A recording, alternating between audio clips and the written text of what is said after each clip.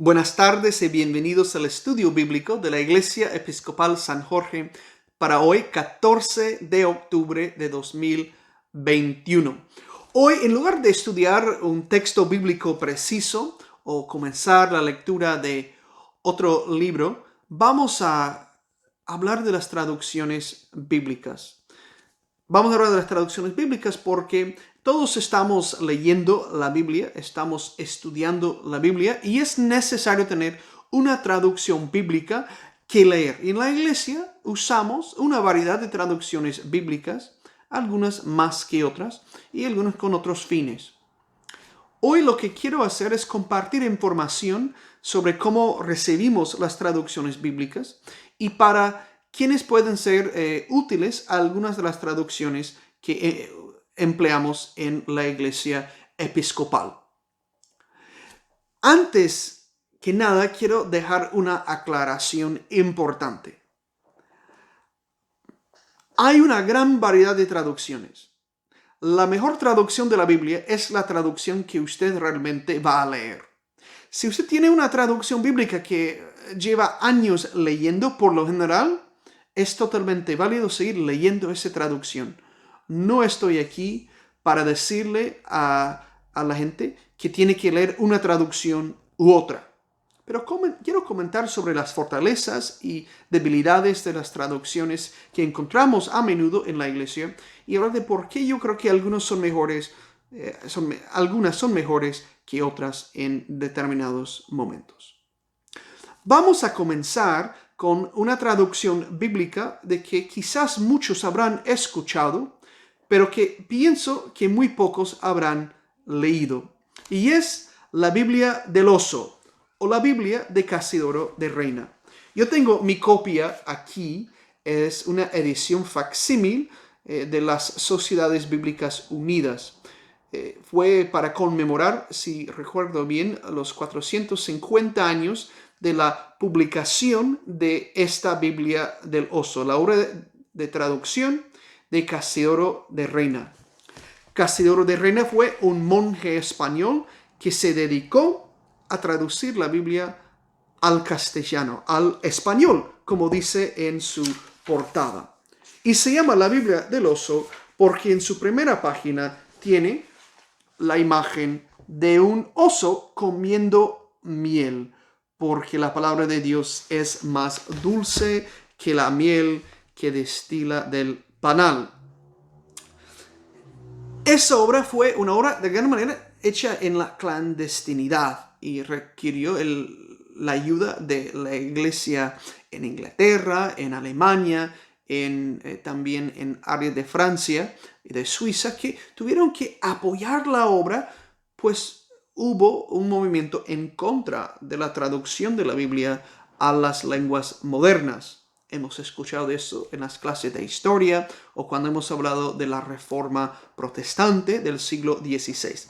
Uno de los puntos más importantes para los reformadores era que todo mundo debía tener acceso a la palabra de Dios en su lengua materna. Eso significaba que en lugar de tener la traducción de la Biblia al latín, muy buena la traducción de San Jerónimo, que conocemos como la Vulgata, pero la gente ya no hablaba latín, hablaba alemán, hablaba francés, hablaba español, hablaba portugués. Y entonces, o hablaba inglés. Entonces los reformadores insistieron en que todos debemos leer la Biblia en nuestra lengua materna, que es un derecho fundamental del cristiano. La palabra de Dios es eficaz y puede ser traducida. Algo importante. En Inglaterra hubo un traductor bíblico que fue quemado en la hoguera, cuya traducción luego fue publicada en todas las iglesias y su lectura diaria fue obligatoria para todos los sacerdotes. Eso fue el famoso William Tyndale o Guillermo Tyndale. Él dijo que su propósito era hacer que el agricultor más sencillo conociera más de la palabra de Dios, o por lo menos igual que cualquier obispo o cura en todo el mundo.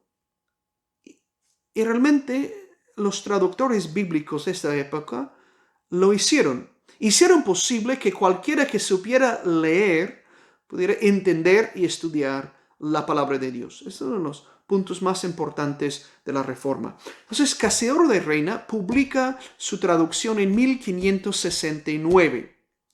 Algunos años posteriores, otro monje español, Cipriano de Valera, publica su traducción de la Biblia, que fue una revisión de la obra de Reina. Y entonces desde allá la gente empieza a hablar de la traducción de la Biblia al español como la Biblia Reina Valera. Todos hemos escuchado de ese nombre. Lo que la gente lee como la Biblia Reina Valera hoy día es una revisión de esa obra, porque la traducción se ha revisado en numerosas ocasiones. La más famosa, la más usada revisión de esa traducción es de 1960, cuando las Sociedades Bíblicas Unidas publicaron su revisión. Fue muy bien aceptada la traducción bíblica de Reina Valera de 60. Se ha revisado desde entonces en varias ocasiones por las Sociedades Bíblicas en el 1995 y luego por grupos y editoriales que han publicado ediciones como la Reina Valera actualizada, que en algunos sectores la Iglesia Episcopal ya se está usando para las lecturas de la liturgia. Es una traducción que se ha modernizado para el uso de los latinoamericanos, se ha evitado mucho de los arcaísmos, porque cuando uno abre las versiones Reina Valera se da cuenta que es un español que no hablamos todos los días ni en América Latina ni entre los hispanos en los Estados Unidos. Es un español realmente, por momentos parece anticuado, y también un español que parece muy peninsular, muy de la península ibérica. Para mí no son defectos, pero para muchos lectores son dificultades para la comprensión. Se tienen que entender que no todo el mundo habla el español de Cervantes. La Biblia de Reina se publicó en la misma época que la Biblia del Quijote de Cervantes. El español ha cambiado mucho. Cuando miramos a las páginas impresas, hasta nos damos cuenta que la ortografía se ha transformado casi completo. Ha habido momentos que yo he leído mi Biblia del Oso y he pensado que estaba leyendo portugués, por la manera de escribir algunas de las palabras y algunas de las convenciones gramaticales. ¿Qué tal? No es el español de ahora.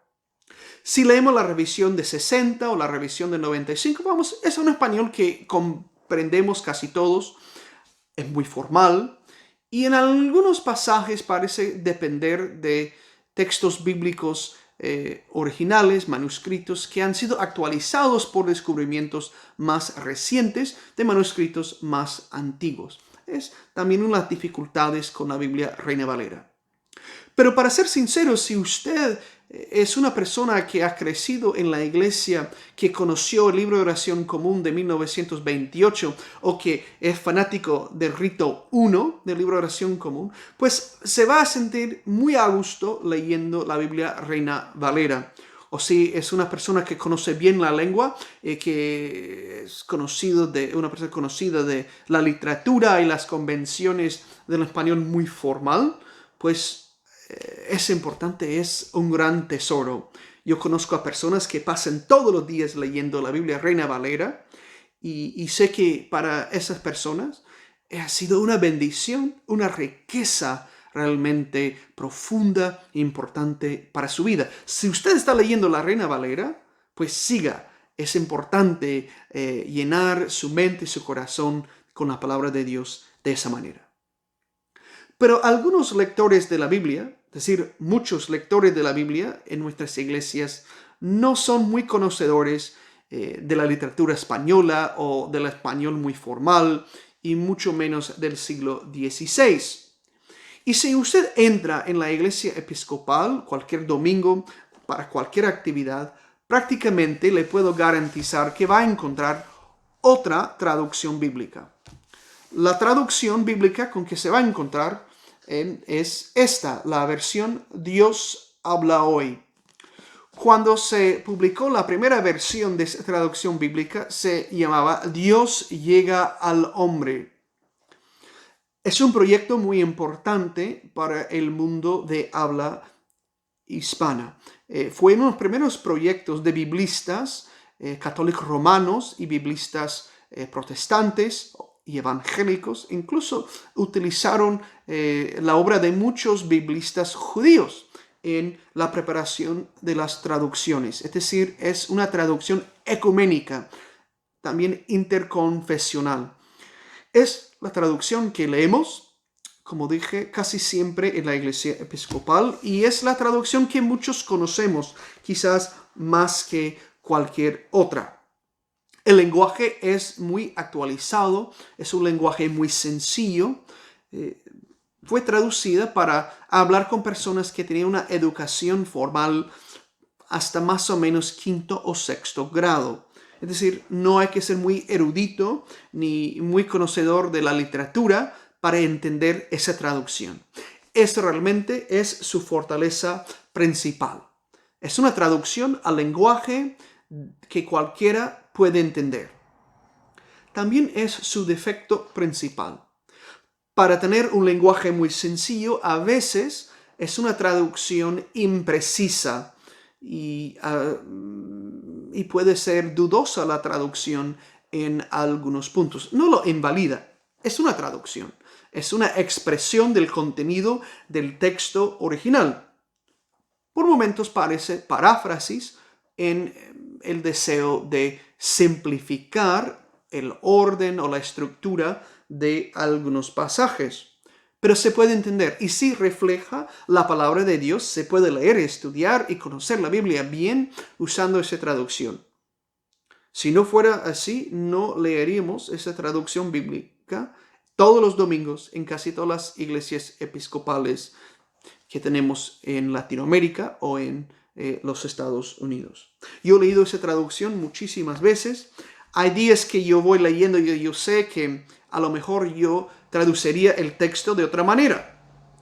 Como digo, tengo el mal de haber estudiado el griego del Nuevo Testamento. Pero digo que comparada con muchas traducciones es una obra útil para la evangelización, para la enseñanza y para cualquiera que quiere conocer lo que Dios nos ha dicho por medio de su palabra. Una cosa que hay que notar es que también es cada vez más difícil encontrar copias nuevas de esa traducción bíblica porque es de las Sociedades Bíblicas Unidas que han publicado otras traducciones al lenguaje actual más recientemente.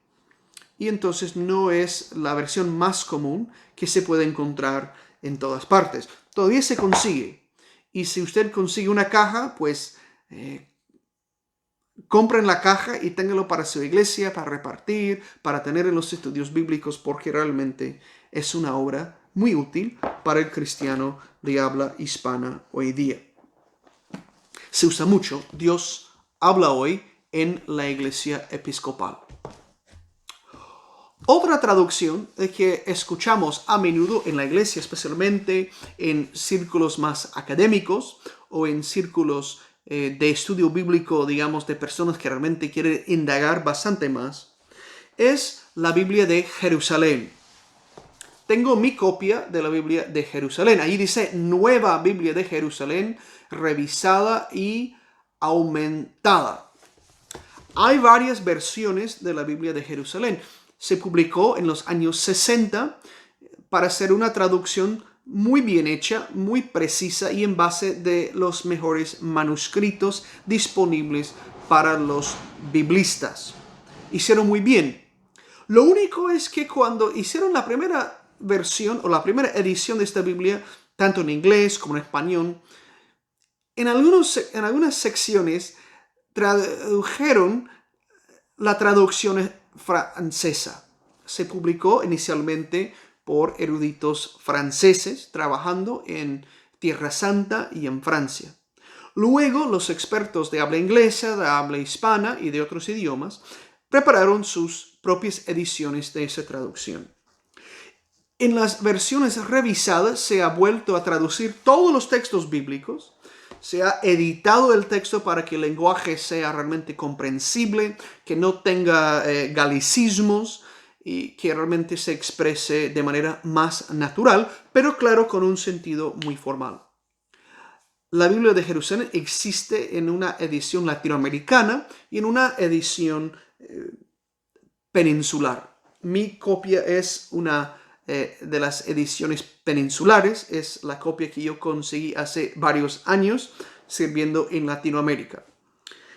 Es una traducción muy amena para las comunidades que celebran la misa o los otros oficios de la iglesia según el rito 1, porque concuerda con el lenguaje del rito 1, pero en una traducción moderna.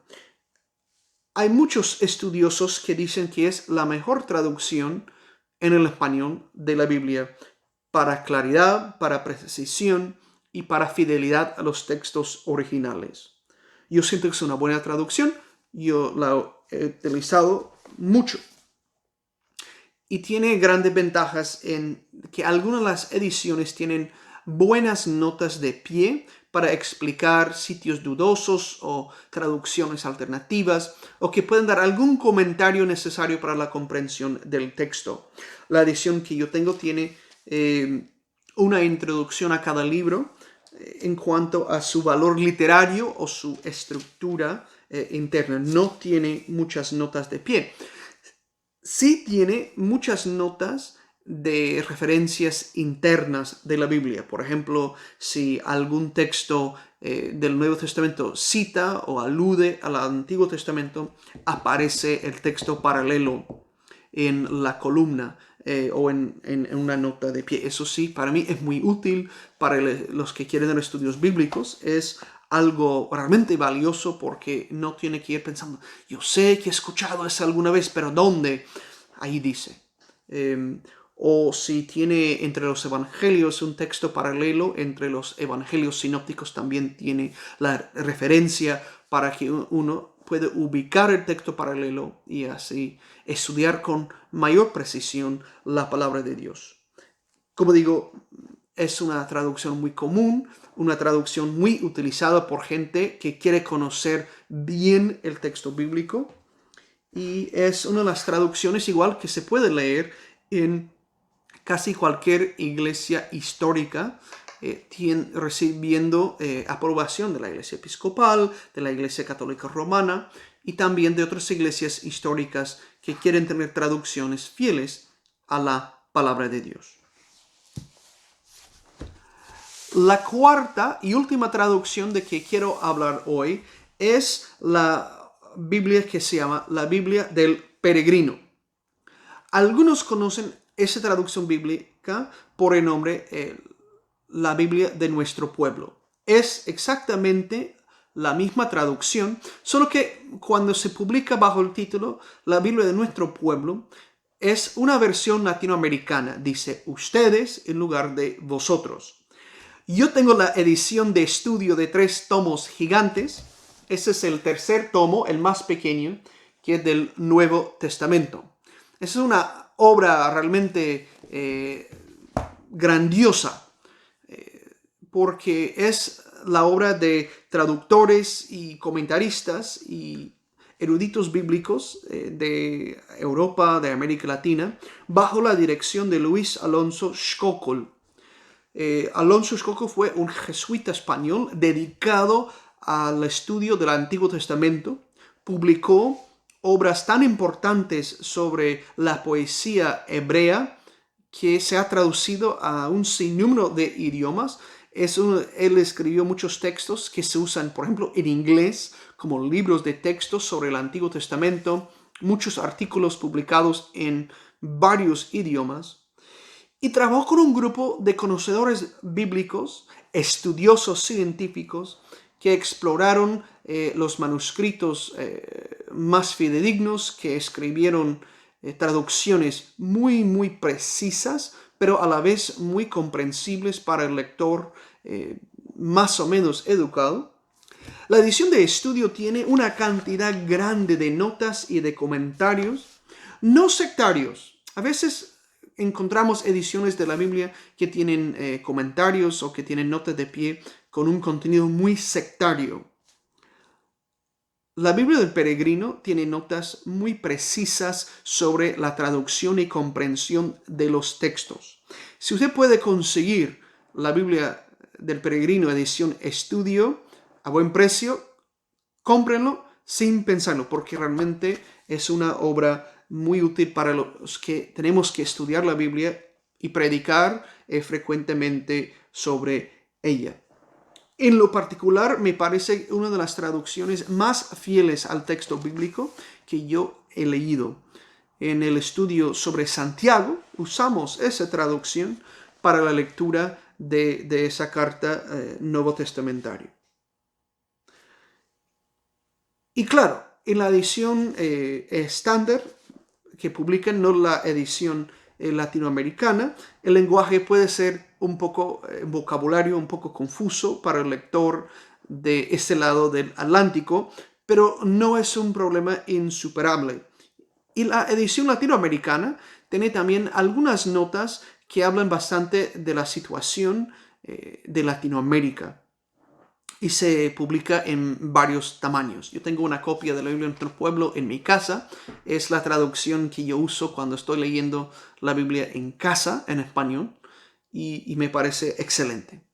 Como digo, la edición de estudio es muy, muy buena para el que tiene que dirigir estudios bíblicos, que necesita investigar el sentido de los textos bíblicos, que necesita trabajar en exégesis e interpretación. Si usted puede conseguir la Biblia de nuestro pueblo, pues dele, porque es importante. Yo creo que debe ser una de las traducciones con que reemplazamos a Dios habla hoy. Podría ser realmente esa la Biblia de nuestro pueblo. Quiero repetir ahora que hemos hablado de esas 4 traducciones bíblicas que usamos en la iglesia episcopal o de que quizás escuchamos en la iglesia. Quiero repetir lo que dije al principio. La mejor traducción bíblica es la traducción de la Biblia que usted realmente vaya a leer. Si tiene la Biblia en casa, sin importar su traducción, por favor, lea la traducción que tiene en casa. Lea la Biblia, quita el polvo de encima de la Biblia, abre la Biblia a otra página de donde la tiene ahora. Algunas veces yo veo en las casas que tienen la Biblia abierta al Salmo 23 o el Salmo 91 y las páginas están todas amarillas cuando el resto de la Biblia tiene páginas blancas, ¿no? Quiere decir que no han leído la Biblia. Abren la Biblia, leen la Biblia, por favor. Y si dice, pero padre, yo no puedo entender esa traducción, me parece un lenguaje muy complicado o muy difícil de entender, pues puedo recomendar cualquiera de las traducciones, Dios habla hoy, o la Biblia de nuestro pueblo, la Biblia del peregrino, la Biblia de Jerusalén, incluso. Pero por favor, busque una traducción de la Biblia, lee la Biblia. Después podemos responder a las preguntas sobre qué significa tal o cual pasaje. Siempre puede hablar con su pastor, con su sacerdote, y con mucho gusto me imagino que esa persona responderá a sus inquietudes. Si tiene preguntas sobre la Biblia y participa en esos estudios regularmente, nos puede dejar un mensaje, me puede mandar un correo electrónico. Si es de la iglesia San Jorge, me puede preguntar un domingo después de la misa y voy a hacer lo que pueda por responder a su pregunta. Yo espero que ese tiempo de hablar las traducciones bíblicas haya sido útil para usted. Si no es un tema nuevo, pues quizás refrescarse los conceptos ha servido de algo. Y si el tema de las traducciones bíblicas es totalmente nuevo para usted, pues felicidades, ya tiene una pauta con que comenzar a leer su Biblia. Recuerde lo que dice el profeta Isaías, lo que está impreso en la primera página de la Biblia del oso. Mas la palabra del Dios nuestro permanece para siempre. La palabra de Dios es lo que queremos aprender, es lo que queremos estudiar, es lo que queremos interiorizar para que podamos nutrirnos con esa palabra de Dios y ser hombres y mujeres valientes y conocedores de nuestra fe. Que Dios los bendiga y que nos acompañen de nuevo para el próximo estudio bíblico el jueves que viene.